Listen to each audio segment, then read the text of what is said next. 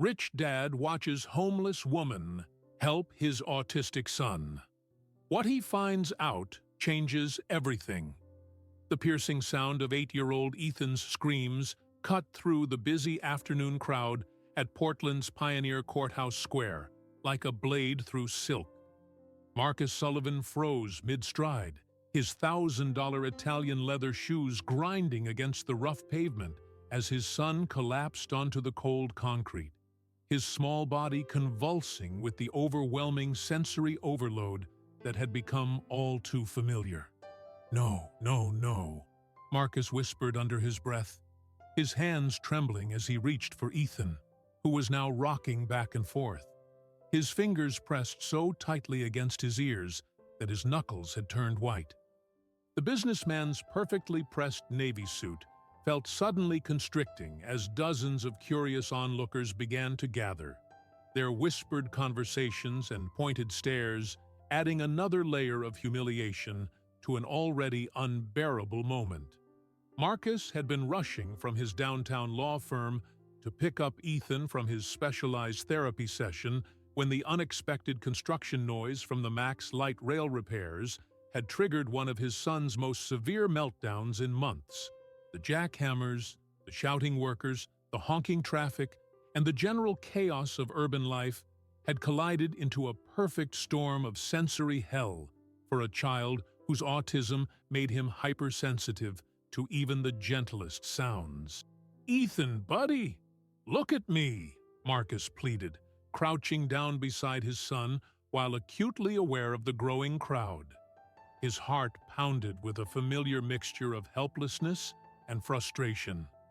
Despite all his wealth, despite hiring the best specialists money could buy, despite reading every book and attending every seminar about autism, he still felt completely powerless in moments like these. That's when she appeared.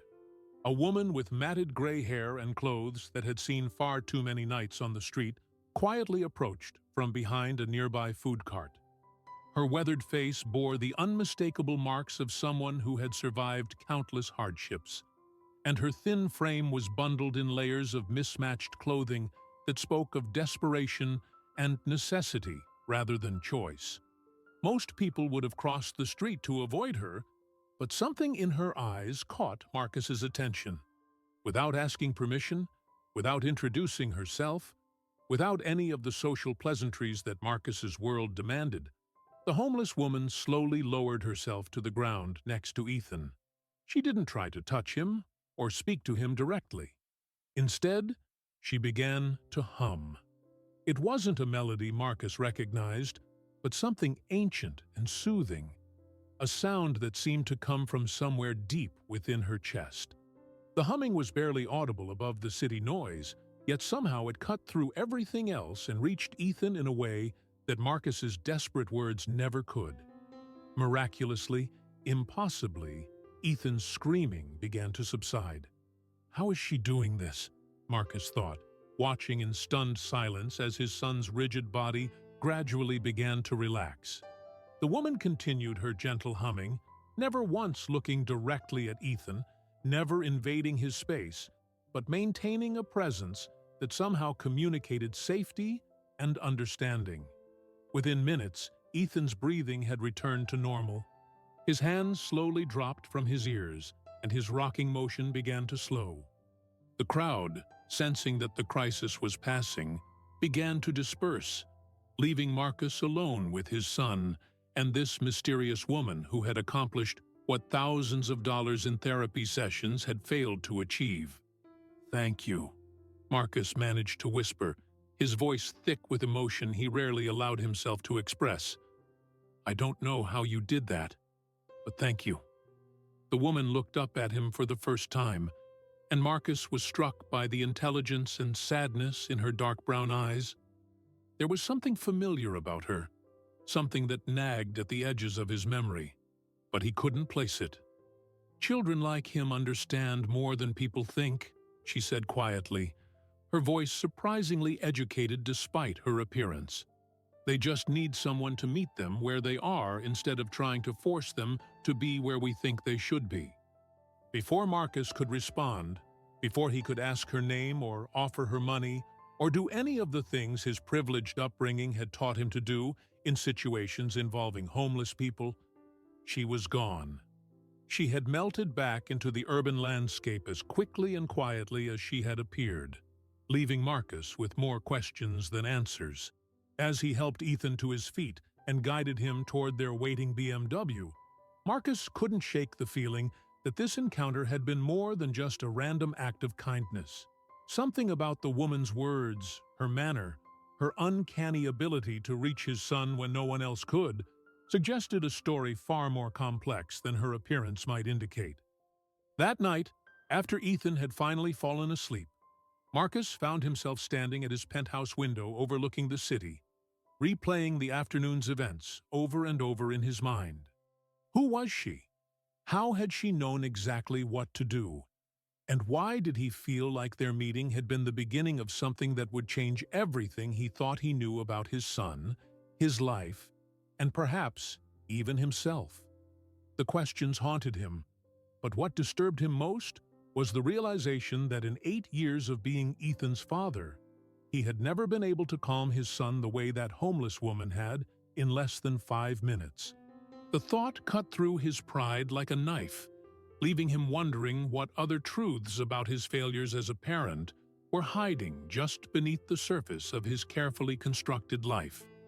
Little did Marcus know that his search for answers would lead him down a path that would uncover secrets so profound, so heartbreaking, and so transformative that by the time the truth was revealed, nothing in his world would ever be the same again. 3 days had passed since the incident at Pioneer Courthouse Square, but Marcus Sullivan couldn't get the homeless woman out of his mind. He found himself distracted during important client meetings, his thoughts drifting to her weathered face and the inexplicable way she had reached his son when no one else could. The memory of Ethan's immediate calming response to her humming played on repeat in his head, a constant reminder of his own inadequacy as a father. Marcus had built his reputation as one of Portland's most successful corporate attorneys by being thorough, methodical, and relentless in his pursuit of information. These same skills that had made him millions in the courtroom were now driving him to uncover the truth about the mysterious woman who had helped Ethan. His first stop was the security office of the Pioneer Courthouse building. As a prominent attorney with connections throughout the city, Marcus had little trouble convincing the building manager to let him review the surveillance footage from that afternoon. He spent hours scrolling through multiple camera angles, watching the scene unfold from different perspectives. The footage confirmed what he remembered. The woman had appeared seemingly from nowhere, approaching Ethan with a confidence that suggested experience with children like him. What struck Marcus most as he watched the recording was her body language. She moved with purpose, not the desperate urgency of someone seeking attention or reward, but with the measured patience of someone who truly understood what she was doing. "Do you recognize her?" Marcus asked Jim Reynolds, the gruff security supervisor who had worked in downtown Portland for over 20 years. Jim squinted at the screen, adjusting his glasses. "Yeah, I've seen her around. Goes by the name Beth, I think. She's been on the streets for maybe 3-4 years now. Keeps to herself, mostly. Doesn't cause trouble like some of the others. Sometimes I see her near the food trucks on Fifth Avenue, or sleeping in doorways when the weather gets bad." Marcus made careful notes, his legal training kicking in automatically. Has she ever approached other children? Done anything like this before? "Can't say for certain," Jim replied, "but now that you mention it, I have noticed her talking to kids sometimes. Nothing inappropriate, mind you. Just seemed like she had a way with them. Always wondered about that myself." Armed with this information, Marcus began what he privately called his investigation. Over the next several days, he found himself driving different routes through downtown Portland, his eyes scanning the sidewalks and alleyways for any sign of the woman named Beth. He started carrying cash in his wallet, telling himself it was in case he wanted to help her, but knowing deep down that his motivations were far more complex. The search proved more challenging than he had anticipated. The homeless population of Portland was larger than he had realized from his insulated world of high-rise offices and gated communities. There were dozens of people living on the streets, each with their own story, their own struggles, their own reasons for ending up in such desperate circumstances. Marcus spoke with social workers, visited homeless shelters, and even interviewed other street dwellers. But Beth seemed to have vanished as completely as she had appeared. Some people claimed to know her, others shook their heads in confusion. The descriptions varied wildly, and Marcus began to wonder if he had imagined the entire encounter. It was during his fourth day of searching that he finally found her.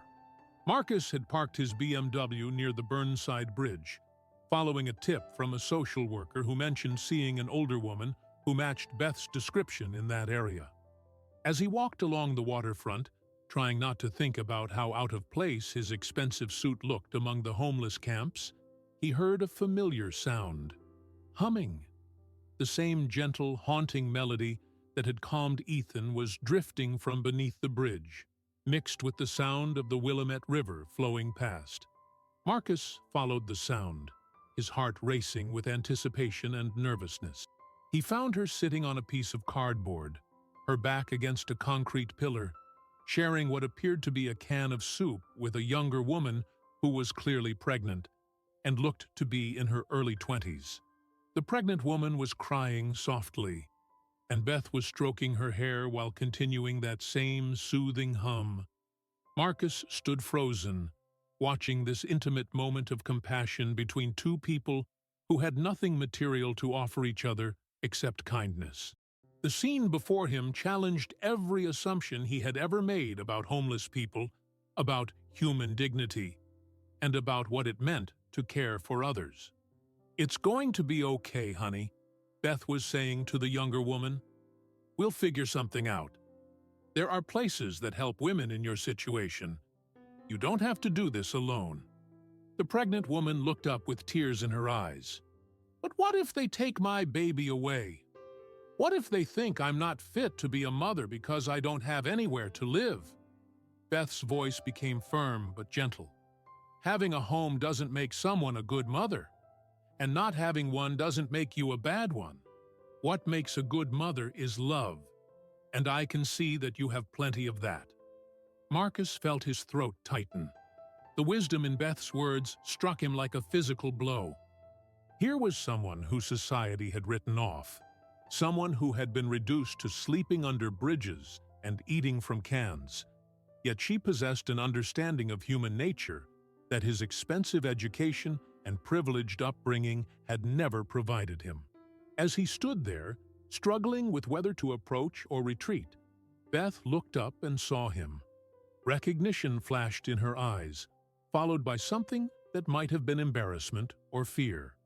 "You," she said simply, her voice carrying neither welcome nor hostility, just acknowledgement. "Yes," Marcus replied, suddenly feeling foolish for his expensive clothes and obvious intrusion into this private moment. "I've been looking for you." The pregnant woman looked between them with confusion and growing alarm. Beth placed a protective hand on her shoulder. "It's okay, Sarah. This is the man whose little boy I helped the other day." Sarah studied Marcus with the suspicious eyes of someone who had learned not to trust well-dressed strangers. "What do you want with Beth?" It was a simple question, but Marcus realized he didn't have a simple answer. What did he want? To understand how she had reached his son? To offer her money? To satisfy his curiosity about her background? To ease his own guilt about his failures as a father? "I wanted to thank you properly," he said finally, the words feeling inadequate even as he spoke them. "And I wanted to ask you how you knew what to do with Ethan, how you knew exactly what he needed." Beth studied his face for a long moment, and Marcus had the uncomfortable feeling that she could see right through his polite words to the desperate questions underneath. "Experience," she said quietly. "I've known children like your son before, There was something in the way she said it, something in the sadness that flickered across her features, that told Marcus there was much more to that story. But before he could ask another question, Beth was helping Sarah to her feet. "We should go," she said, gathering their few possessions. "Sarah needs to get to the clinic before they close." As they prepared to leave, Marcus felt a surge of panic.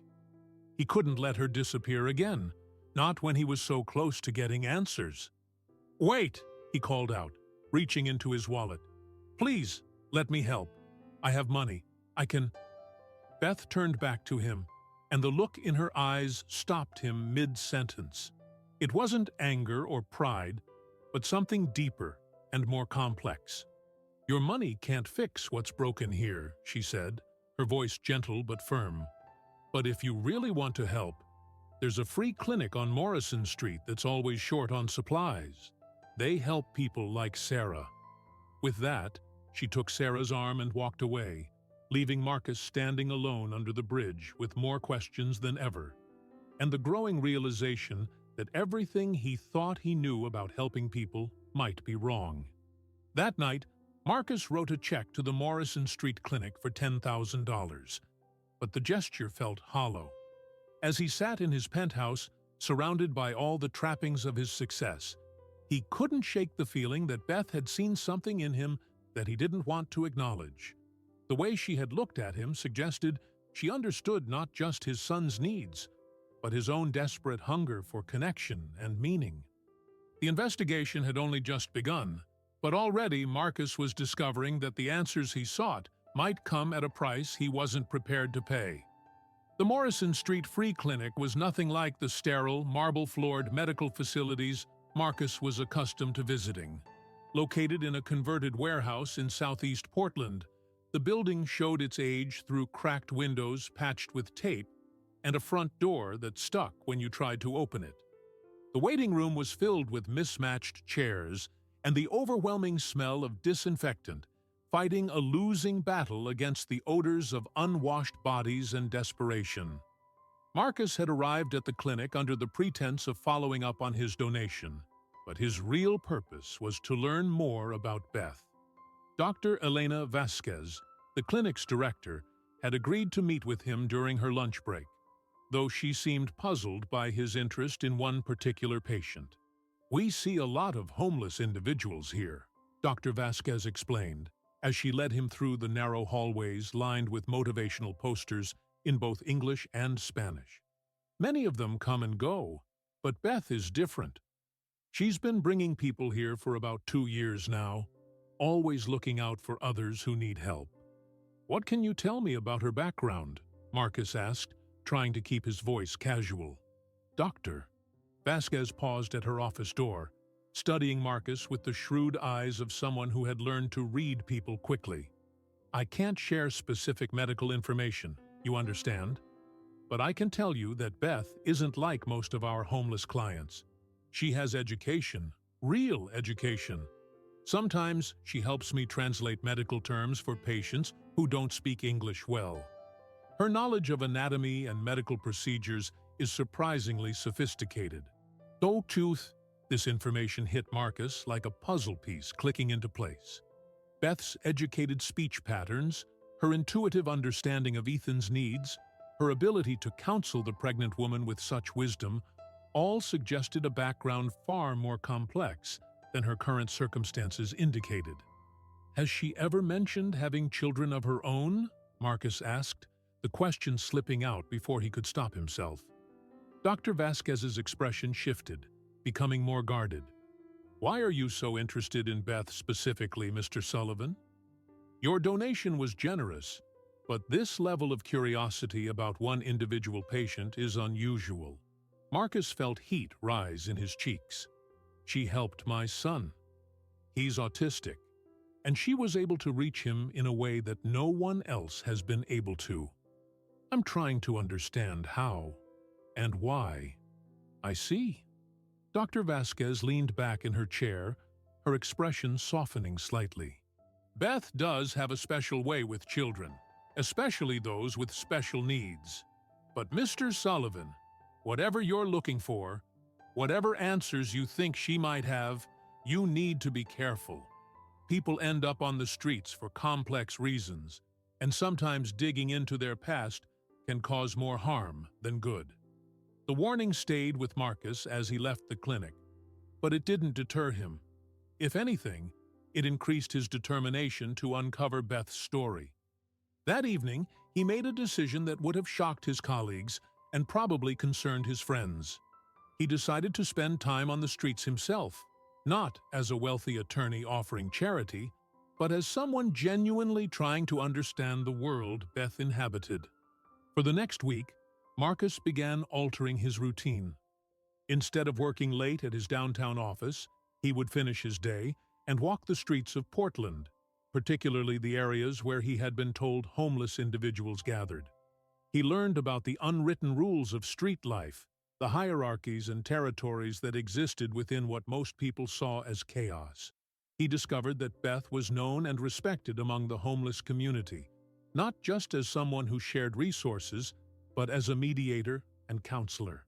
People brought their problems to her, from disputes over sleeping spaces to complex emotional traumas.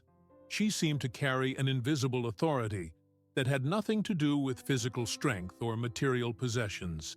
It was during one of these evening walks that Marcus encountered Beth again, this time in a completely different context. He was passing by Tom McCall Waterfront Park when he heard raised voices coming from near the seawall. A group of teenagers had cornered an elderly homeless man, taunting him and threatening to push him into the river. Marcus was reaching for his phone to call the police when Beth appeared, stepping between the teenagers and their victim with a calm authority that was remarkable to witness. "That's enough," she said firmly, her voice carrying no fear despite being significantly outnumbered by people half her age. "Get lost, old woman," one of the teenagers sneered. "This doesn't concern you." "It concerns me because he's my friend," Beth replied, helping the elderly man to his feet. "And because you're better than this. All of you." There was something in her tone, a combination of disappointment and understanding, that seemed to cut through the teenager's bravado. Marcus watched, fascinated, as the group's energy shifted from aggressive to uncertain. "You don't know anything about us," a girl with bright purple hair said, but her voice lacked conviction. "I know you're angry," Beth said gently. "I know you're hurt about something, and this felt like a way to make that hurt go away for a few minutes. But it won't work. It never does." The teenagers exchanged glances, their threatening postures beginning to deflate. Within minutes, they had dispersed, leaving Beth alone with the elderly man and Marcus watching from the shadows. "Thank you, Beth," the old man said, his voice shaking with relief and gratitude. "I don't know what I would have done if you hadn't shown up." "You would have figured something out, Harold," Beth replied, checking him over for injuries. "You're tougher than you think." Marcus waited until Harold had shuffled away before approaching. Beth didn't seem surprised to see him. "You followed me here," she said matter-of-factly. "I've been trying to understand," Marcus admitted. "What you did with those kids, how you handled that situation, it's remarkable. You have skills that most trained professionals would envy." Beth began walking along the waterfront, and Marcus fell into step beside her. For several minutes, they walked in silence, the city lights reflecting off the dark water of the Willamette River. "Your son," Beth said finally. "Ethan, how is he doing?" Marcus was surprised by the question and the genuine concern in her voice. "He's had some good days since that afternoon. A few fewer meltdowns, actually. I keep thinking about what you said, about meeting him where he is instead of trying to force him to be somewhere else. And have you tried that?" The question was simple, but it cut straight to the heart of Marcus's struggles as a father. "I'm not sure I know how," he admitted. "I've spent so much money on specialists and therapies and programs, but I feel like I'm always fighting against who he is instead of working with it." Beth stopped walking and turned to face him. In the dim light from the street lamps, Marcus could see the depth of sadness in her eyes. but also something else that might have been compassion. "Children like Ethan don't need to be fixed," she said quietly. "They need to be understood. They need people who can see past their differences to the person underneath." "You talk like you have experience with this," Marcus said carefully. For a moment, Beth's careful composure cracked, and Marcus caught a glimpse of raw pain that took his breath away.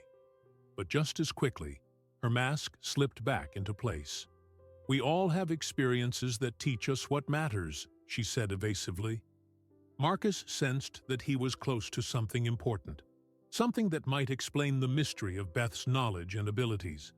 But as he searched for the right words to ask the questions burning in his mind, Beth was already backing away. "Your son is lucky to have a father who cares enough to look for answers," she said. "Don't give up on him, and don't give up on yourself." With that, she melted back into the shadows, leaving Marcus alone with his thoughts and the growing certainty that Beth's story was connected to his own in ways he was only beginning to understand. That night, as Marcus sat in Ethan's room watching his son sleep, he found himself thinking about Beth's words. For the first time in years, instead of seeing his son's autism as a problem to be solved, he tried to see it as simply part of who Ethan was. The shift in perspective was subtle but profound, and for just a moment, Marcus felt closer to his son than he had since the day Ethan was born. The investigation was becoming something more personal than Marcus had expected, and he was beginning to realize that the answers he sought might change not just his understanding of Beth, but his understanding of himself as well. Marcus's breakthrough came from an unexpected source. 3 weeks after his last encounter with Beth, he received a call from Dr. Vasquez at the Morrison Street Clinic.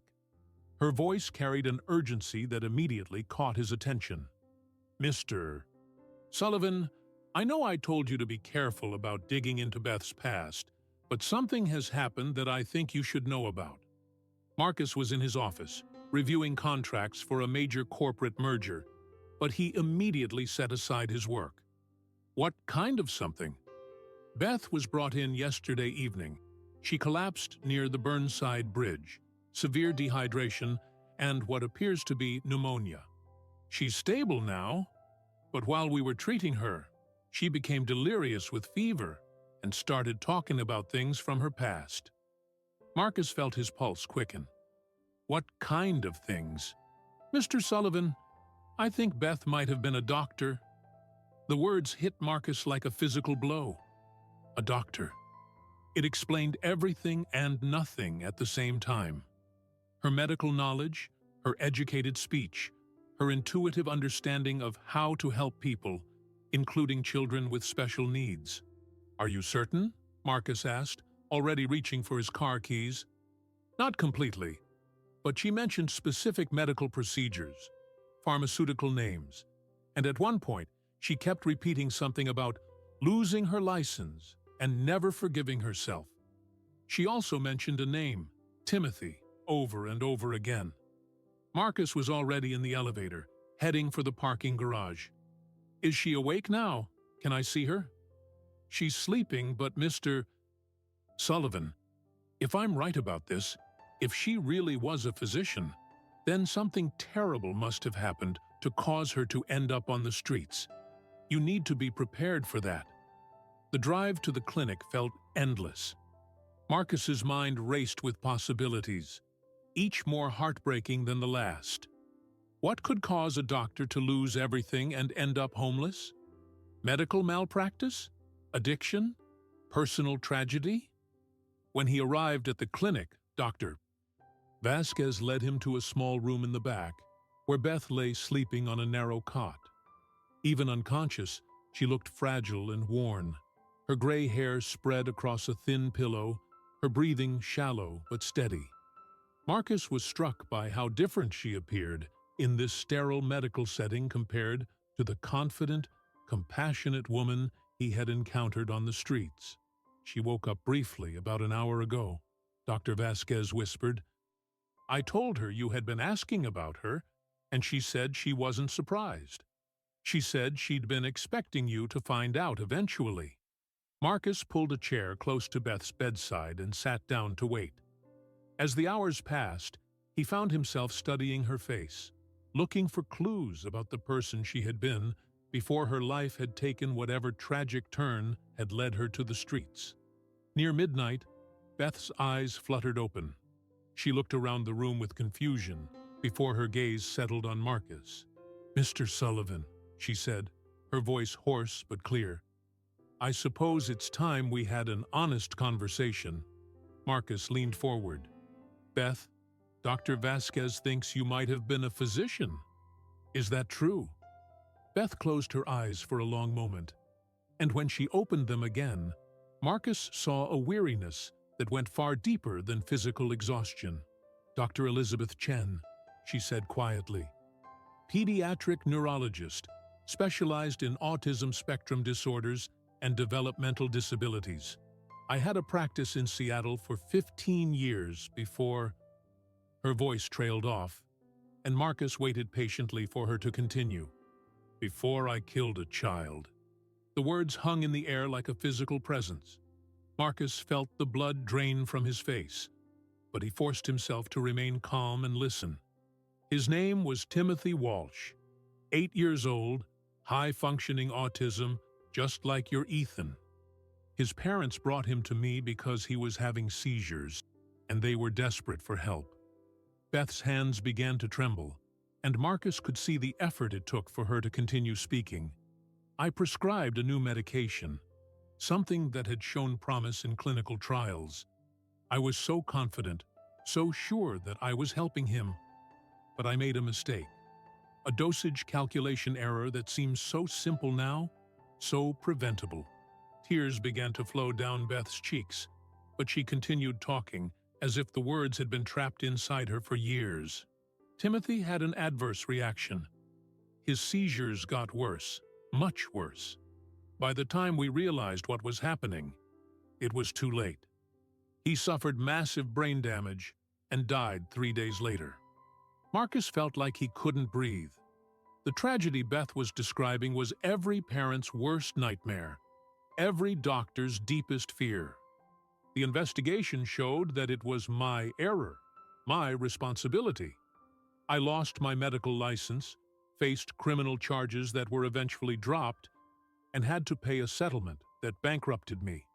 But none of that mattered compared to what I had done to that family. "Beth," Marcus said gently, "accidents happen. Medical errors, they're tragic. But they don't make you a bad person." Beth looked at him with eyes full of pain and something that might have been gratitude for his kindness, but also a sadness that ran too deep for comfort. "Timothy's mother said something to me at the hearing," Beth continued. "She said that I had stolen not just her son's life, but his future. All the people he might have helped, all the joy he might have brought to the world. She was right." Marcus was beginning to understand the enormous weight Beth had been carrying. "Is that why you ended up on the streets?" "I tried to continue practicing, tried to rebuild my life. But every time I looked at a child like Timothy, like your Ethan, I saw his face. I couldn't trust myself anymore. I started drinking, lost my apartment, pushed away everyone who tried to help me. Eventually, I just gave up on the idea that I deserved anything better than the streets." The room fell silent except for the soft sounds of Beth's labored breathing. Marcus struggled to process what he had learned.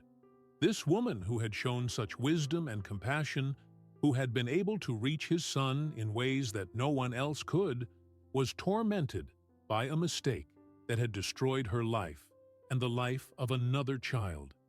"But you've helped so many people," Marcus said finally. "I've seen you with other homeless individuals, with that pregnant woman, with the teenagers who were threatening Harold. You've been using your knowledge and skills to help people who have nowhere else to turn." "Penance," Beth said simply. "I can't bring Timothy back, can't undo what I did, but maybe I can help other people the way I failed to help him." Marcus felt a shift in his understanding of Beth, and by extension, of himself. Here was someone who had lost everything due to a single tragic mistake. Yet she had found a way to continue serving others, despite her pain and guilt. "Beth," he said carefully, "when you helped Ethan that day, when you knew exactly what to do for him, was that because of your medical training?" "Partly," she admitted, "but mostly it was because I could see in him what I had failed to see in Timothy. I could see that he didn't need to be fixed or changed. He just needed someone to understand him." The revelation hit Marcus with stunning clarity. Beth hadn't just helped Ethan because she was a trained pediatric neurologist. She had helped him because her tragic experience with Timothy had taught her something that all her medical training hadn't: that children like Ethan needed acceptance and understanding more than they needed to be cured. As Marcus sat beside Beth's bed, processing everything she had told him, he realized that this was only the beginning of the truth. There were still questions that needed answers, still pieces of the puzzle that didn't quite fit. But one thing was clear: his encounter with Beth had been no accident, and the impact she would have on his life and Ethan's was far from over. The investigation had revealed more than Marcus had bargained for, and he was beginning to understand that sometimes the people who can help us most are those who have been broken by life and somehow found a way to use their brokenness to heal others. 2 days later, Beth was discharged from the clinic, but Marcus couldn't get her story out of his mind. He had returned to his regular routine of high-stakes legal work and expensive dinners, but everything felt hollow now that he understood the depth of pain and wisdom that existed just beneath the surface of Portland's streets. Marcus found himself researching the Timothy Walsh case, using his legal connections to access court records and news articles from Seattle. What he discovered painted a picture that was both heartbreaking and complex. Timothy had indeed died from complications related to medication prescribed by Dr. Elizabeth Chen, but the coverage also revealed that Beth had been considered one of the most promising pediatric neurologists on the West Coast before the tragedy. The articles described a doctor who had dedicated her career to helping children with developmental disabilities, who had published groundbreaking research on autism spectrum disorders, and who had been beloved by both colleagues and patients. The contrast between that accomplished professional and the homeless woman he had met under the Burnside Bridge was staggering. What haunted Marcus most were the quotes from Timothy's parents in the aftermath of the tragedy. While Timothy's mother had indeed spoken with anger and grief about the loss of her son, his father had said something different. "Dr. Chen made a terrible mistake, but we know she loved our son and wanted to help him. This tragedy has destroyed 2 families, not just one." That evening, Marcus made a decision that surprised even himself. Instead of going home to his penthouse apartment, he drove to the areas of Portland where he had been searching for Beth. He found her near a soup kitchen on 4th Avenue, sitting alone on a bench with a paper cup of coffee, watching the sun set over the city. "I read about Timothy," Marcus said as he approached, dispensing with any pretense or small talk. Beth looked up at him without surprise. "I figured you would. You're a lawyer. You know how to find information." Marcus sat down beside her on the bench. "His father said the tragedy destroyed 2 families. He was talking about you, wasn't he?" Beth's hands tightened around her coffee cup. "David Walsh was a kind man. Kinder than I deserved." "Tell me about Timothy," Marcus said gently. "Not the medical case, not the tragedy. Tell me about the boy." For a long moment, Beth didn't respond. Then, slowly, she began to speak. "He was brilliant. Not in the way most people think of brilliance, but in his own unique way. He could remember every detail of any story you read to him, could recite entire conversations word for word. He loved trains, knew everything about different locomotive models and railway systems around the world." Beth's voice grew warmer as she continued, and Marcus could hear the love and admiration she had felt for her young patient. "His parents brought him to me because the seizures were getting worse. and they were terrified they were going to lose him. Timothy was scared too, but he tried to be brave for his parents. During our sessions, he would tell me facts about trains to distract himself from the medical procedures. He said facts made him feel safe when everything else felt scary and unpredictable. Marcus thought about his own son, about Ethan's similar need for routine and predictability, and felt a pang of recognition. "What happened the day you prescribed the medication?" Marcus asked, though he wasn't sure he really wanted to know. Beth was quiet for so long that Marcus thought she might not answer. When she finally spoke, her voice was barely above a whisper. Timothy had been having more frequent seizures, and his parents were desperate. I had been following research on a new anti-seizure medication that had shown remarkable results in children with autism. The clinical trials were promising, and I thought it might be exactly what Timothy needed. She paused, her hands trembling slightly as she continued. "I calculated the dosage based on Timothy's weight and age, but I made an error. A simple mathematical mistake that multiplied the correct dose by a factor that made it dangerous for a child his size. It was the kind of error that medical school teaches you to double-check and triple-check. But I was overconfident. I had prescribed similar medications hundreds of times before." Marcus could see the guilt and self-recrimination in every line of Beth's face. Timothy's seizures stopped initially, which made us all hopeful. But then he started having different symptoms: confusion, difficulty speaking, problems with coordination. By the time we realized the medication was causing these issues, it had already caused irreversible damage to his brain. "What were his last days like?" Marcus asked, though he dreaded the answer.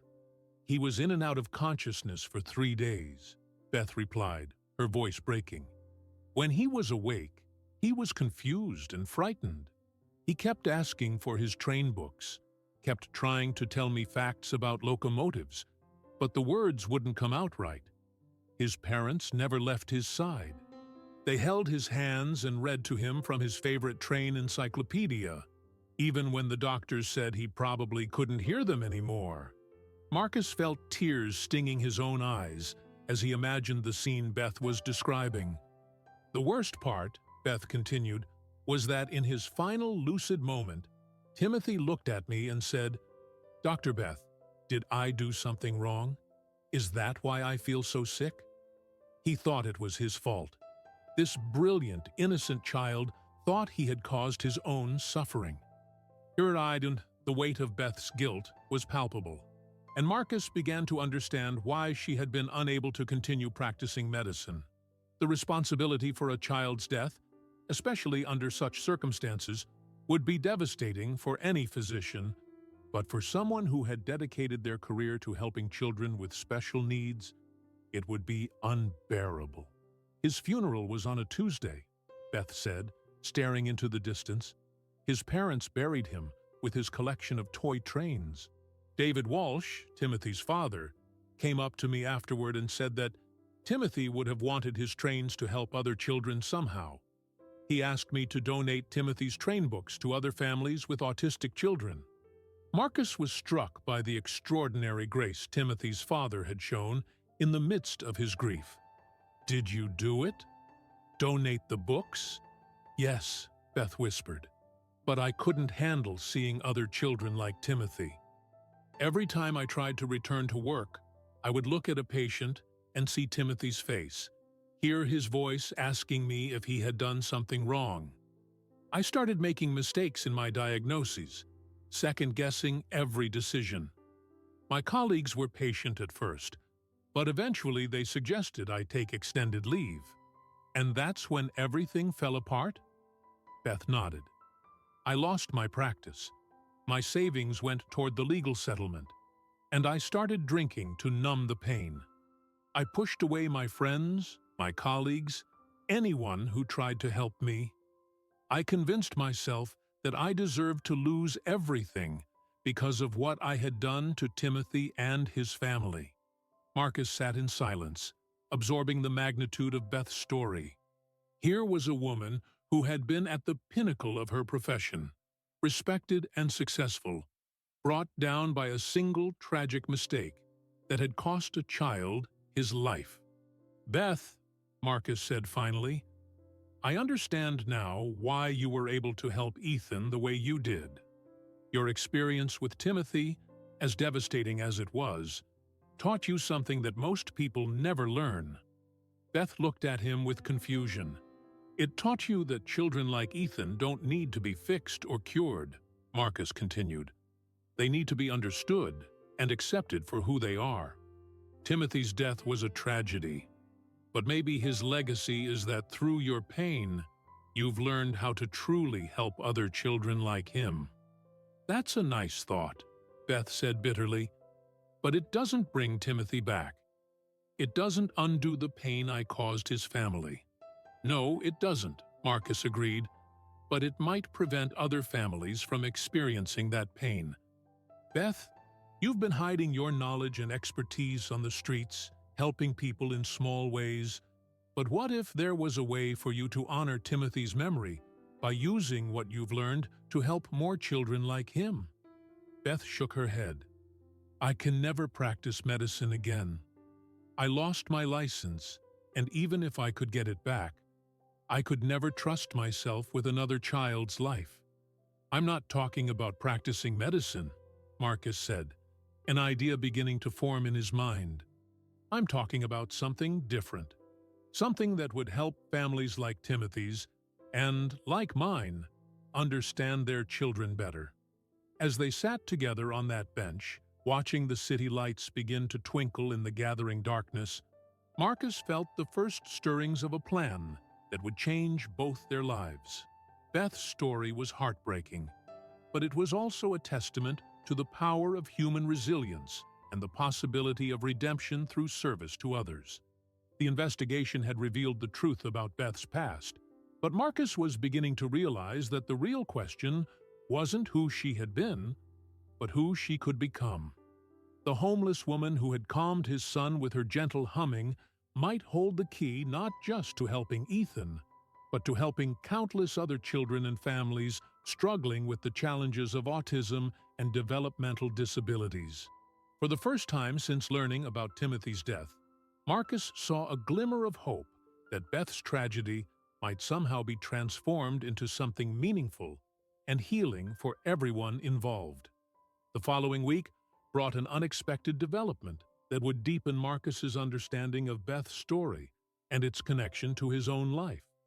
He had been struggling to concentrate on his work, his mind constantly returning to Beth's revelations about Timothy Walsh and her fall from medical practice to homelessness. It was during a routine therapy session with Ethan that the next piece of the puzzle emerged. Dr. Sarah Kim, Ethan's behavioral therapist, was reviewing his progress notes when she made a casual comment that stopped Marcus cold. "You know, Mr. Sullivan, Ethan's improvement over the past few weeks has been remarkable. Whatever changes you've made at home seem to be working beautifully. He's more responsive, less anxious, and his meltdowns have decreased significantly." Marcus realized that the changes had indeed begun after his encounters with Beth, after he had started trying to meet Ethan where he was instead of pushing him to be somewhere else. "Dr. Kim," Marcus said carefully, "have you ever heard of a pediatric neurologist named Dr. Elizabeth Chen? She practiced in Seattle about 4 years ago." Dr. Kim's eyes widened with recognition. "Beth Chen? Of course I know her work. She was brilliant, absolutely brilliant. Her research on sensory processing in autistic children was groundbreaking. I actually attended one of her presentations at a conference in Vancouver." "Why do you ask?" Marcus felt his heart rate accelerate. What kind of research was she doing? She was studying the relationship between sensory input and emotional regulation in children with autism. Her theory was that traditional behavioral interventions often failed because they tried to force children to adapt to neurotypical sensory environments instead of creating environments that worked with their unique neurological wiring. Dr. Kim pulled out her tablet and quickly searched for something. "Here, let me show you one of her papers." It was published just months before she disappeared from the medical community. No one knew what happened to her. She just vanished. Marcus stared at the research paper on Dr. Kim's screen. The title read, "Meeting the Child Where They Are: Revolutionary Approaches to Autism Intervention Through Environmental Accommodation and Emotional Validation." The words were identical to what Beth had told him about Ethan. She hadn't just been offering simple advice.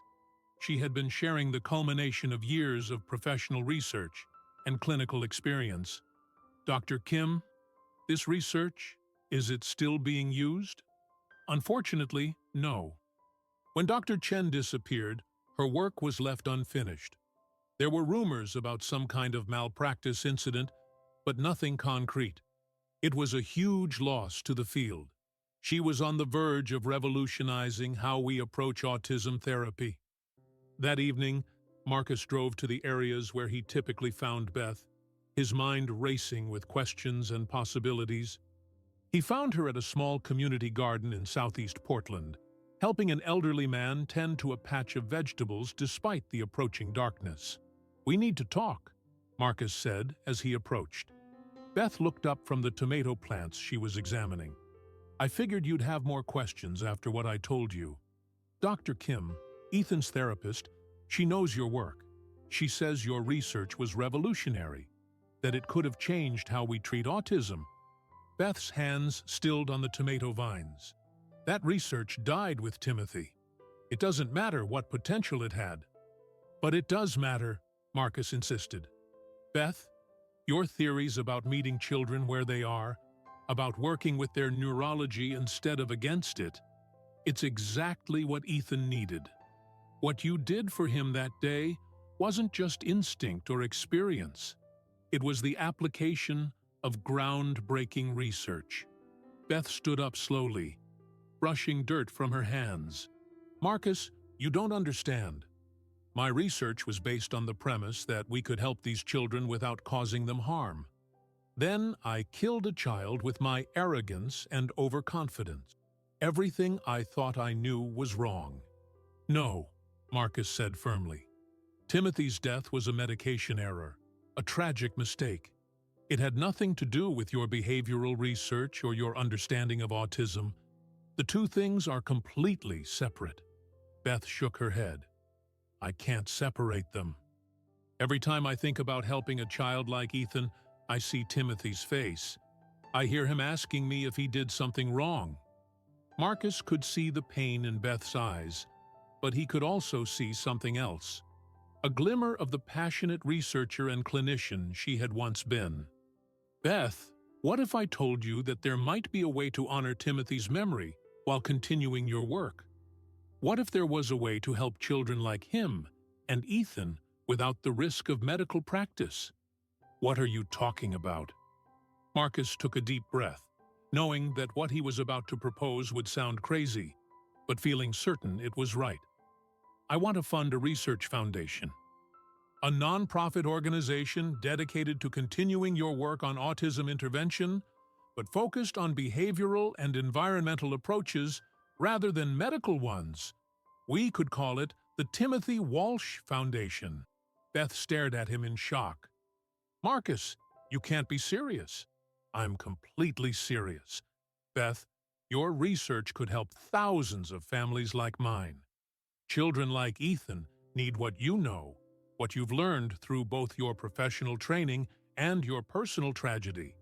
"I can't," Beth said, backing away. "I can't be responsible for other children. What if I'm wrong? What if my theories hurt someone else?" "Your theories didn't hurt Timothy," Marcus said gently. "A medication error did, and behavioral interventions don't carry the same risks as pharmaceutical treatments." Beth was quiet for a long moment, and Marcus could see her internal struggle playing out across her face. "Timothy loved trains," she said finally. "But what he loved most was learning how all the different parts of a locomotive work together to make the whole machine function. He used to say that people were like train engines, with lots of different parts, that all had to work together properly. That sounds like the basis for your research, Marcus observed. It was, Beth admitted. Timothy taught me that instead of trying to fix the parts that seemed broken, maybe we should focus on helping all the parts work together more effectively. Marcus felt a surge of hope. Beth, imagine if we could share that insight with other families. Imagine if Timothy's wisdom could help thousands of other children. You really think David Walsh would approve of a foundation named after his son? I think he would be honored, Marcus said. And I think Timothy would want his love of understanding how things work to help other children like him. As they stood together in the community garden, surrounded by growing things that had been carefully tended despite the harsh urban environment, Marcus could see Beth beginning to consider the possibility that her greatest failure might somehow be transformed into her most meaningful contribution. The investigation had revealed not just Beth's tragic past, but also the revolutionary potential of work she had abandoned in her grief and guilt. Marcus was beginning to understand that his search for answers about the homeless woman who had helped his son had led him to something far more significant than he had imagined: the possibility of helping countless other families facing the challenges of autism. But convincing Beth to trust herself again, to believe that she could help rather than harm, would be the greatest challenge yet. 3 days after their conversation in the community garden, Marcus made a decision that would force both him and Beth to confront the full implications of what they had discovered about each other. He had spent those days researching everything he could find about the Timothy Walsh case, contacting people who had known Beth during her medical career, and most importantly, tracking down David Walsh himself. The conversation with Timothy's father had been one of the most difficult of Marcus's life, but also one of the most enlightening. David Walsh, 4 years after his son's death, had achieved a perspective on the tragedy that was both heartbreaking and inspiring. Dr. Chen was a good woman who made a terrible mistake, David had told Marcus over the phone. My wife and I grieved not just for Timothy, but for her as well.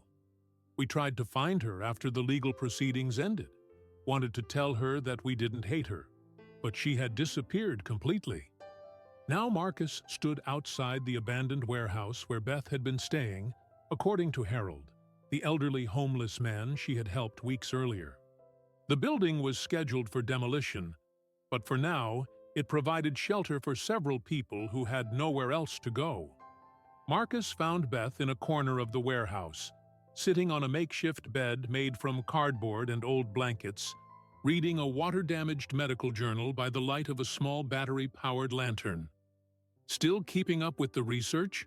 Marcus asked as he approached. Beth looked up, unsurprised to see him.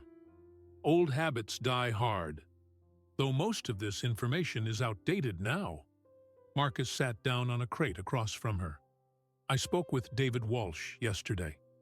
The medical journal slipped from Beth's hands, and Marcus saw fear flash across her face. He's been looking for you, Beth. He and his wife both. They wanted to tell you something important, but you disappeared before they had the chance. I couldn't face them, Beth whispered. I couldn't look at parents who had lost their child because of my mistake. Niti, David Walsh asked me to give you a message, Marcus continued. He said that Timothy talked about you constantly during his treatment. He told his parents that Dr. Beth was the only doctor who listened to his trained facts instead of just trying to make him stop talking about them. Beth's eyes filled with tears, but Marcus pressed on. Timothy told his parents that you were helping him understand his brain, the way he understood locomotives. He said you made him feel like his differences were interesting instead of problems to be fixed. Stop, Beth said, her voice breaking. Please stop. David Walsh said that Timothy died knowing he was loved and understood, and that much of that feeling came from his sessions with you. The medication error was a tragedy, but it doesn't erase the help and comfort you gave that boy during the last months of his life. Beth was crying now, years of suppressed grief finally finding release. But I killed him, Marcus. My mistake, my overconfidence, my failure to double-check my calculations. That beautiful, brilliant child died because I thought I was smarter than I actually was. Marcus reached into his jacket and pulled out a letter. David Walsh wrote this for you 4 years ago. He's been carrying it, hoping someday he would find you. With trembling hands, Beth took the letter. Marcus waited as she read it, watching emotions play across her face. Pain, surprise, gratitude, and something that might have been the beginning of forgiveness. He forgives me, Beth said in wonder. David Walsh actually forgives me. More than that, Marcus said. He wants to help establish the Timothy Walsh Foundation. He thinks his son would be proud to have his name associated with research that helps other children like him. Beth stared at the letter in her hands. How can he forgive me when I can't forgive myself? Maybe that's the point, Marcus said gently. Maybe forgiveness isn't something you earn. Maybe it's something you accept, so you can move forward and honor the memory of the person you've lost. I'm scared, Mark. What if I make another mistake? What if I hurt someone else? You've been helping people on the streets for 4 years, Marcus pointed out. Harold, Sarah, those teenagers who were threatening him, Ethan. You've been using your knowledge and skills to help vulnerable people every day. When was the last time you hurt someone? Beth considered this. That's different. I wasn't responsible for medical decisions, for life and death choices.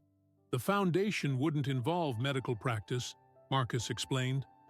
It would focus on education, family support, research into behavioral and environmental interventions, no medications, no medical procedures, just sharing what you know about helping children like Timothy and Ethan feel understood and supported. I don't know if I'm strong enough, Beth admitted. Marcus leaned forward. Beth, do you remember what you told me about meeting children where they are, instead of trying to force them to be somewhere else? She nodded. Maybe it's time to meet yourself where you are.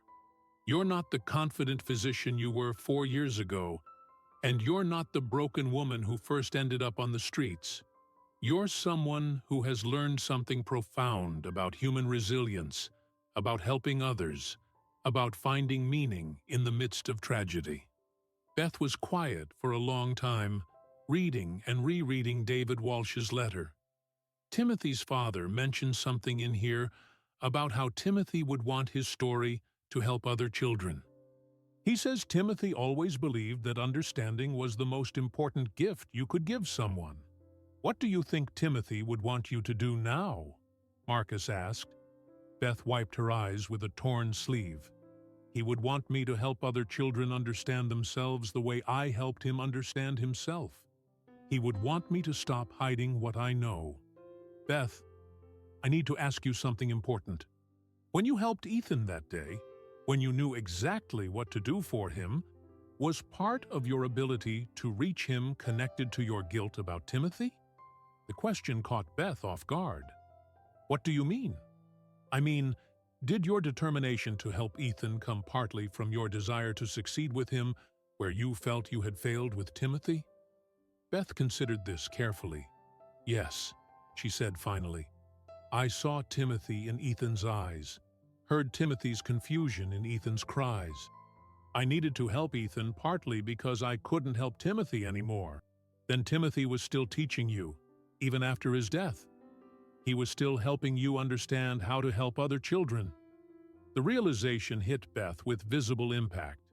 For 4 years, she had seen Timothy's death as the end of her ability to help children like him. But Marcus was suggesting that Timothy's memory had actually guided her to help Ethan and countless others. The foundation would be Timothy's way of continuing to help children, Beth said slowly. His legacy instead of just his tragedy. Exactly, Marcus said. And it would be your way of transforming your guilt into something meaningful and healing.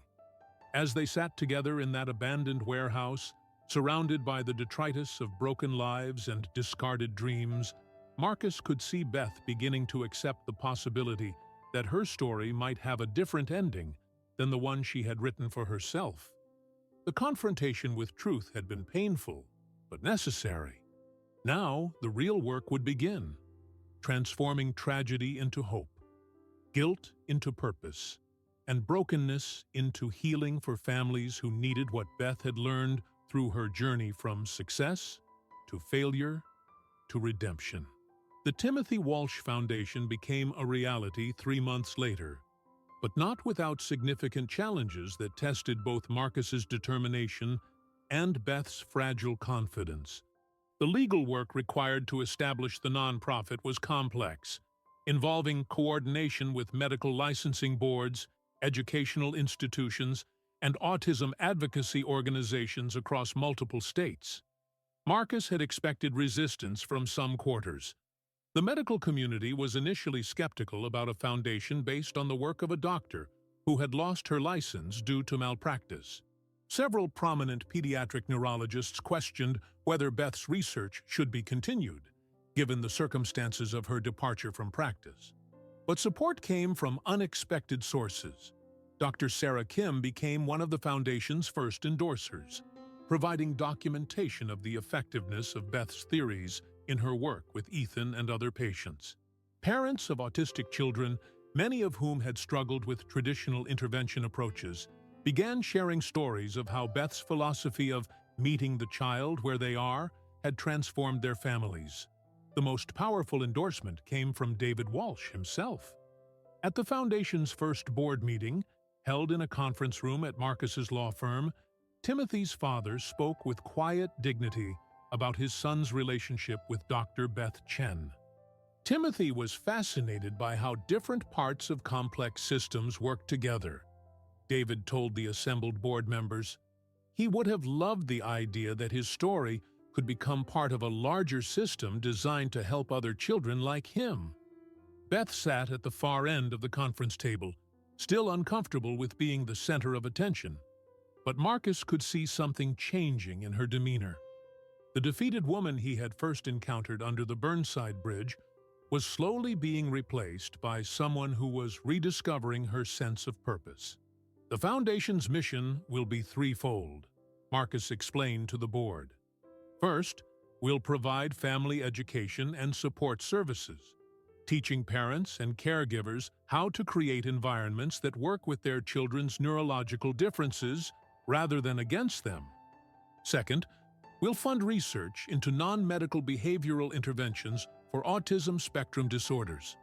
Third, we'll train educators and therapists in approaches that prioritize understanding and acceptance over compliance and normalization.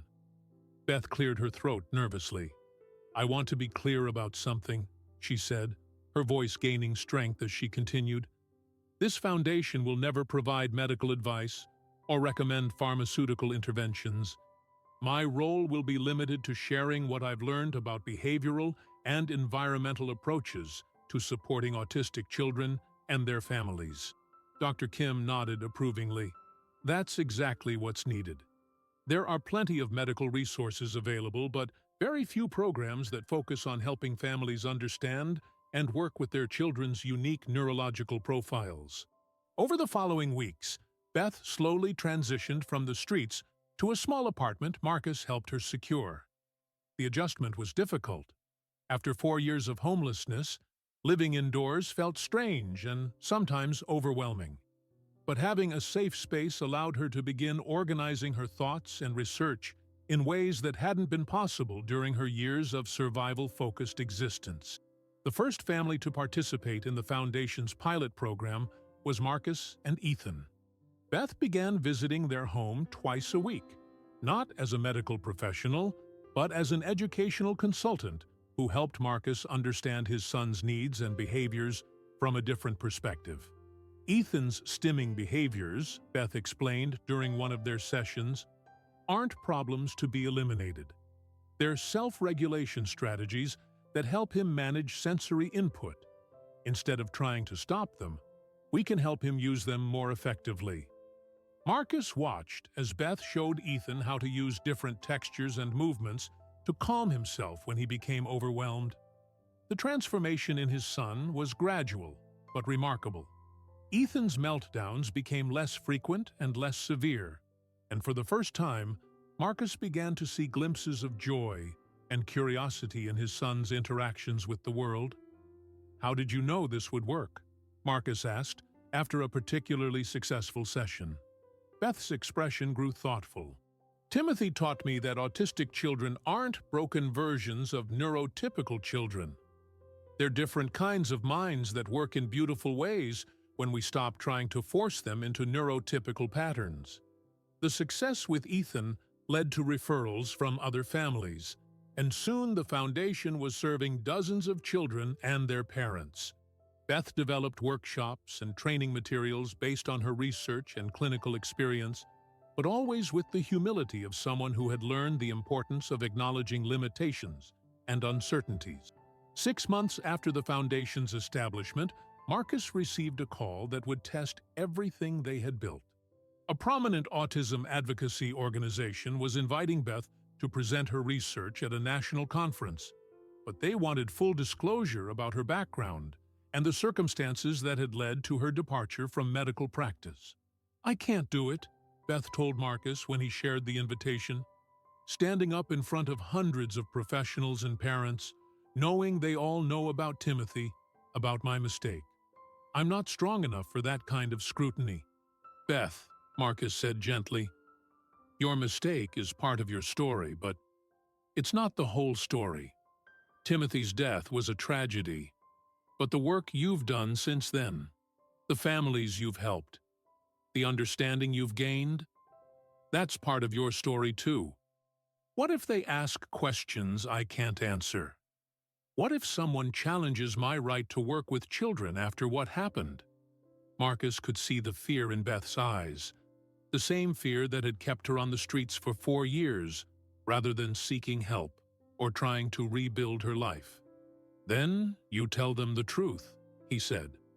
"You tell them about Timothy, about what you learned from him, about how his memory has guided your work with other children.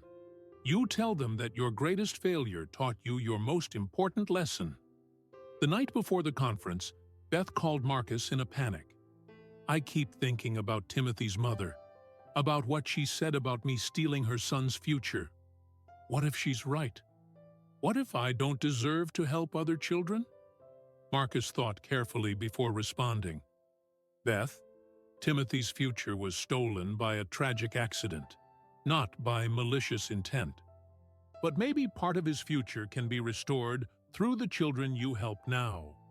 Maybe Timothy's legacy isn't just his death, but the understanding and compassion that his life and death have brought to your work." The next morning, Beth stood before an audience of 500 autism professionals and parents. She began her presentation with a slide showing a photograph of Timothy Walsh playing with his toy trains. "This is Timothy," she said, her voice steady despite her nervousness. "He was 8 years old, brilliant, and autistic. He died because of a medication error I made 4 years ago. Everything I'm going to share with you today, I learned either from him or because of him."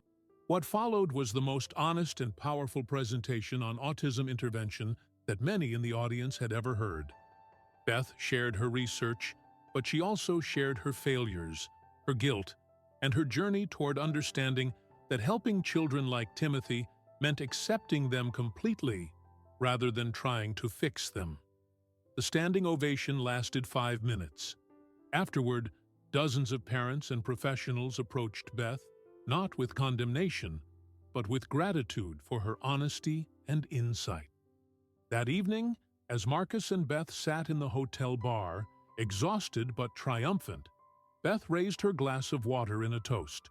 "To Timothy," she said, "for teaching me that understanding is more powerful than curing, and that love is more important than professional perfection." Marcus raised his own glass, to second chances, and to the courage to transform tragedy into hope. The decision to rebuild her life and honor Timothy's memory through service to other children had been the hardest Beth had ever made. But as she looked around the room full of people who had been touched by her story and her work, she began to believe that maybe, just maybe, her greatest failure could become her most meaningful contribution to the world. 1 year later, the Timothy Walsh Foundation had grown beyond anything Marcus or Beth had initially imagined. What had started as a small nonprofit focused on family education had evolved into a comprehensive resource center serving over 300 families across the Pacific Northwest. The foundation's headquarters, located in a renovated community center in southeast Portland, buzzed with activity as families attended workshops, children participated in sensory-friendly programs, and researchers documented the effectiveness of Beth's intervention approaches. Beth stood in the main conference room, watching through the window as Ethan played in the Foundation's specially designed sensory garden with 3 other autistic children. At 9 years old, Ethan had developed into a confident, curious child who still faced challenges related to his autism, but who had learned to navigate the world with tools and understanding that had been unavailable to him just a year earlier. "He's come so far," said David Walsh, who had joined the Foundation's board and had become one of Beth's closest supporters and friends. Beth nodded, but her expression remained thoughtful. "We all have, but the work is far from over. For every family we're able to help, there are dozens more who are still struggling with outdated approaches that focus on forcing compliance rather than building understanding." The Foundation's success had not come without ongoing challenges. Beth still struggled with moments of self-doubt, particularly when working with children who reminded her strongly of Timothy. There were days when her confidence wavered, when the weight of her past mistake felt overwhelming despite all the progress she had made. Marcus had learned to recognize these difficult periods and had developed ways to support Beth through them. Their relationship had evolved from attorney and client to true partners in a shared mission, though both were careful to maintain professional boundaries given Beth's vulnerable history. "I received some interesting news today," Marcus said, as he joined Beth and David in the conference room. "The University of Washington wants to establish a research partnership with the Foundation. They're interested in conducting a formal study of our intervention approaches." Beth's face showed a mixture of excitement and anxiety. "Academic validation would be wonderful for the families we serve, but I'm nervous about the scrutiny. What if they find flaws in our methods? What if the research shows that what we're doing isn't as effective as we think? Then we'll learn from that and improve," David said gently. Timothy always said that making mistakes wasn't the problem. The problem was not learning from them.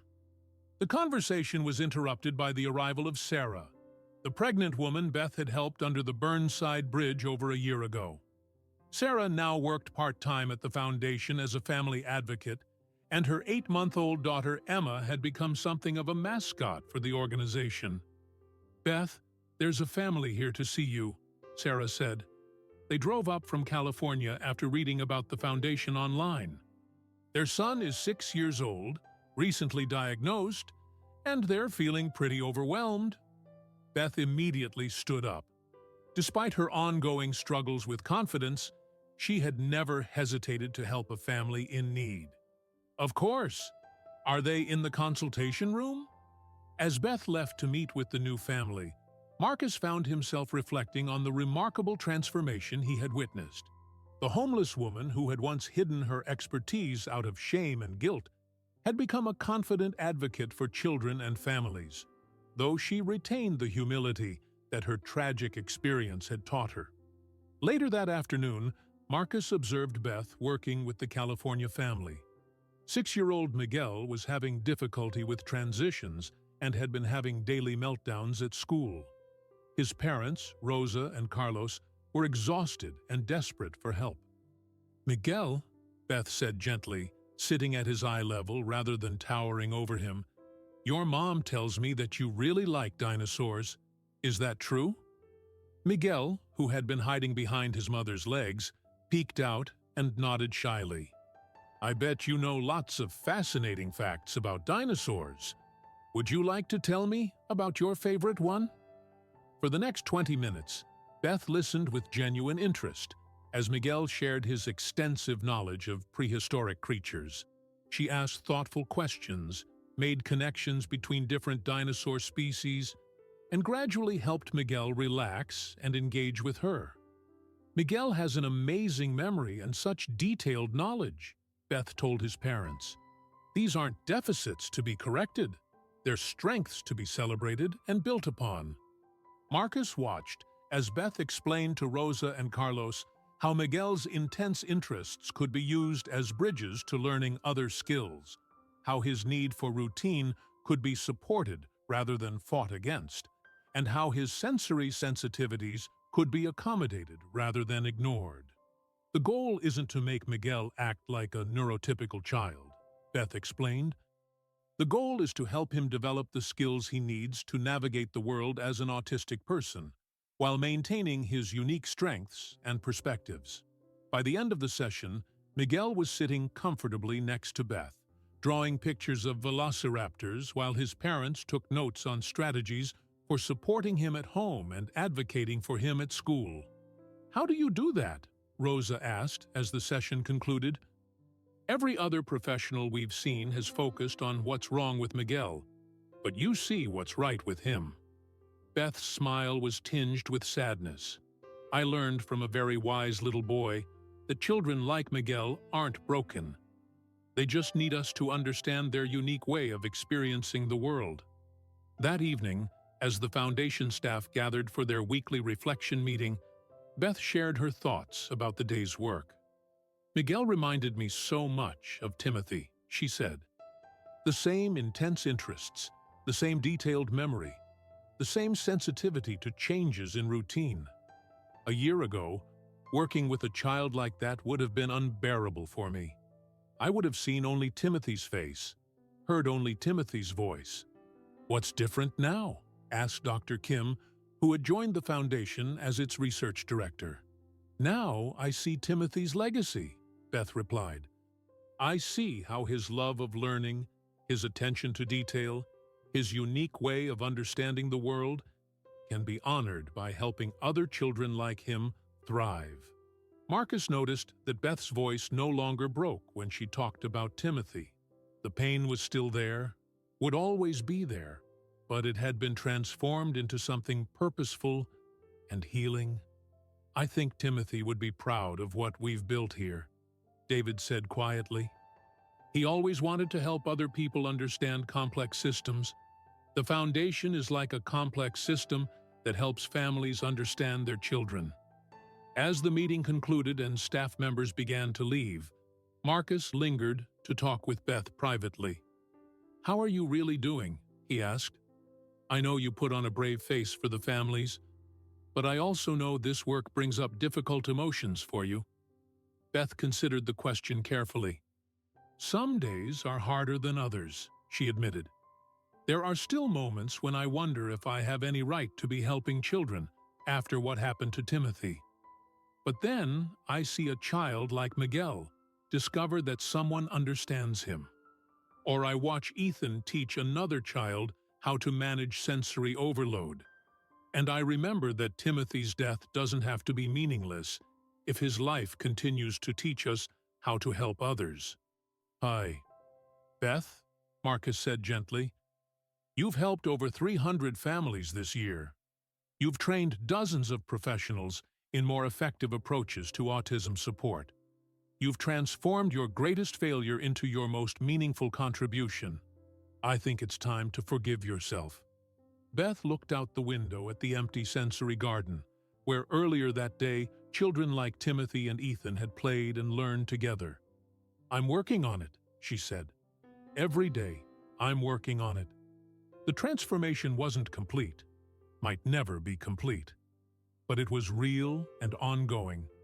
Beth had found a way to honor Timothy's memory while building a future that helped other children like him.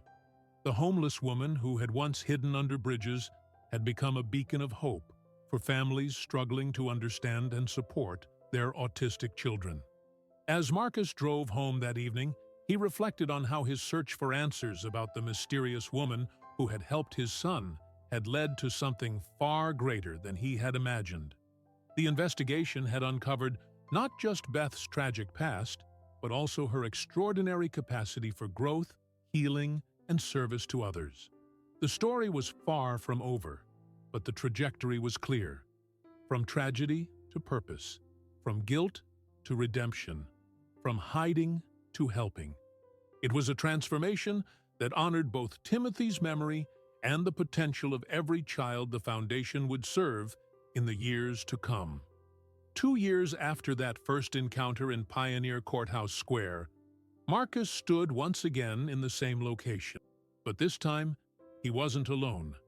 Ethan, now 10 years old and significantly more confident in navigating social situations, was helping Beth set up an information booth for the Timothy Walsh Foundation's second annual Autism Awareness Day event.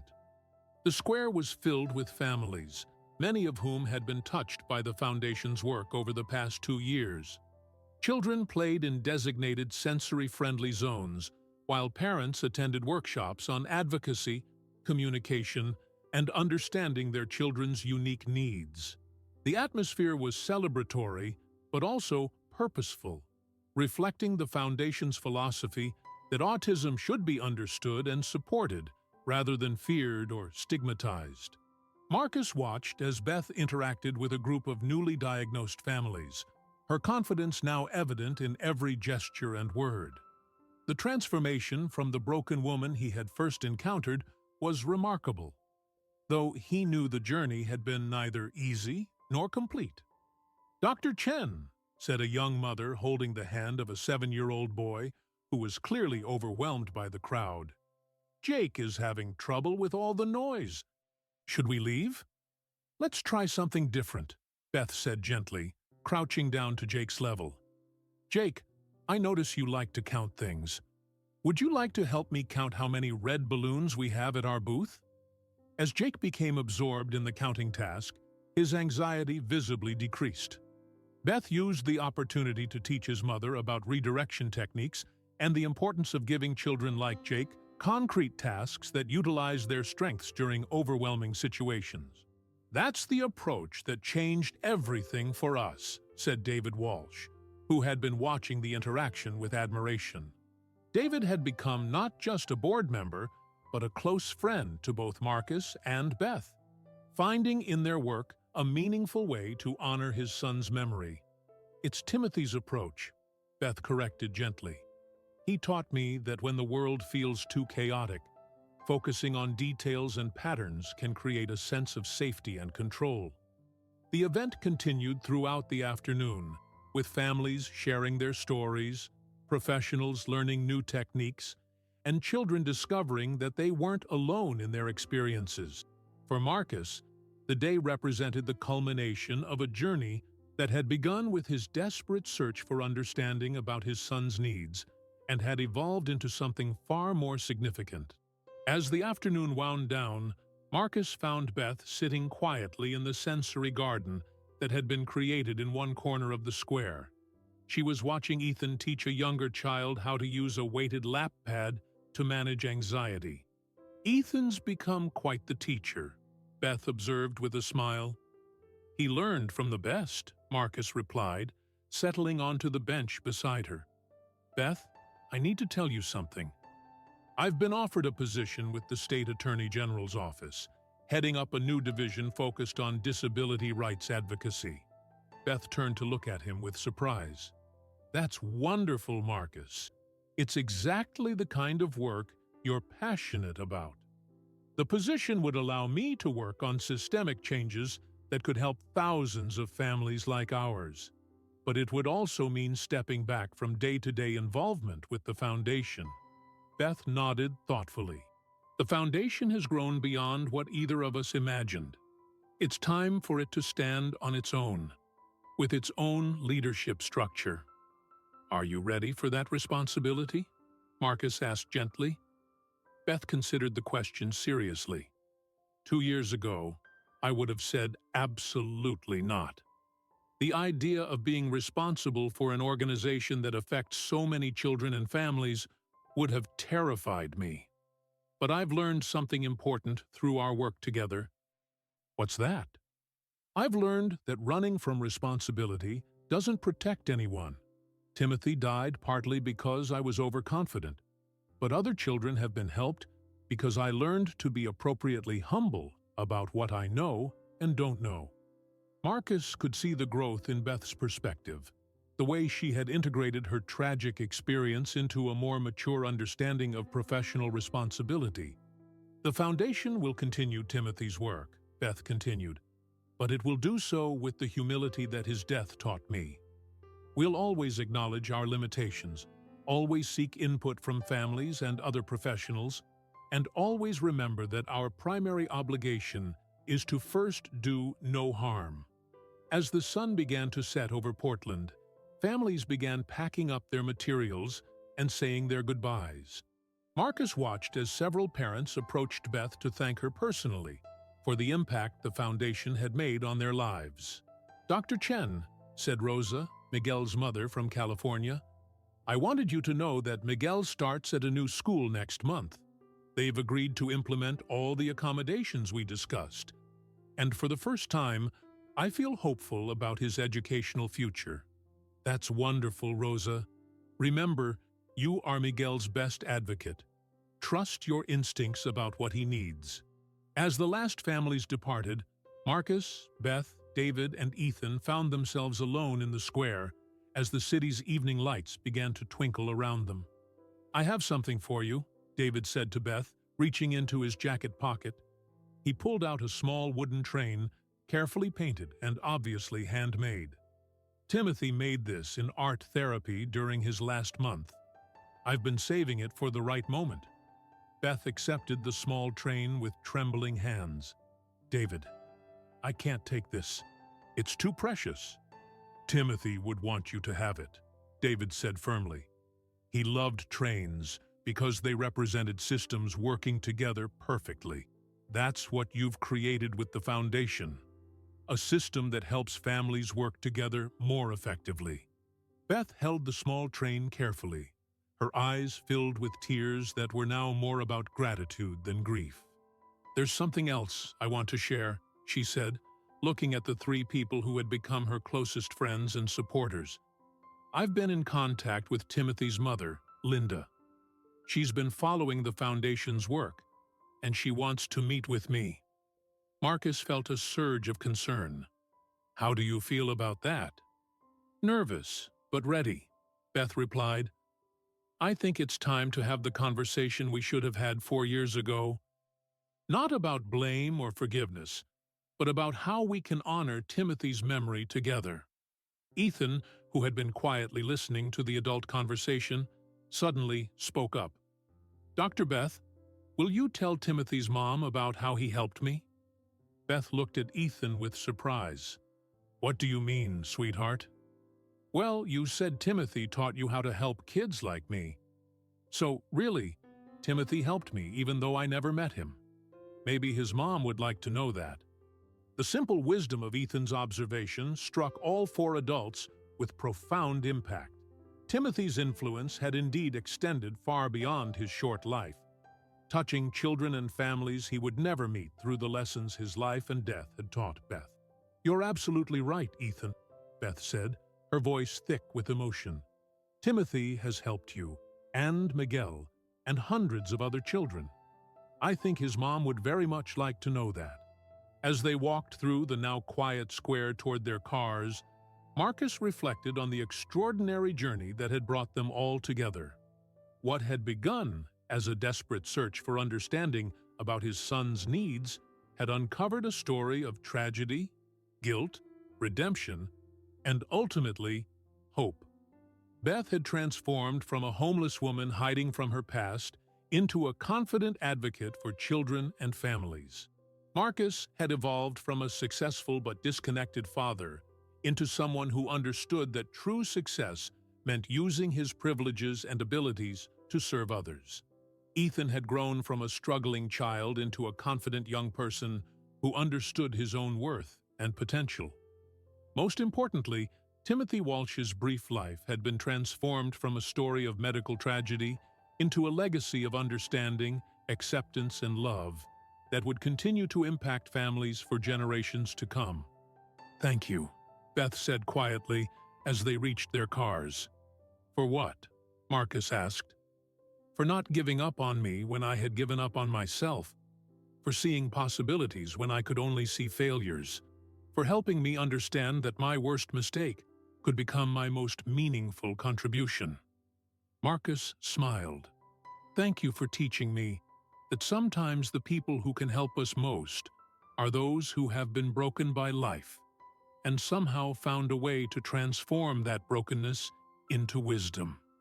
As they parted ways that evening, each returning to lives that had been profoundly changed by their unlikely friendship, Marcus thought about the lesson that seemed to be at the heart of their shared story: that human connection, understanding, and acceptance could transform even the most tragic circumstances into something meaningful and beautiful.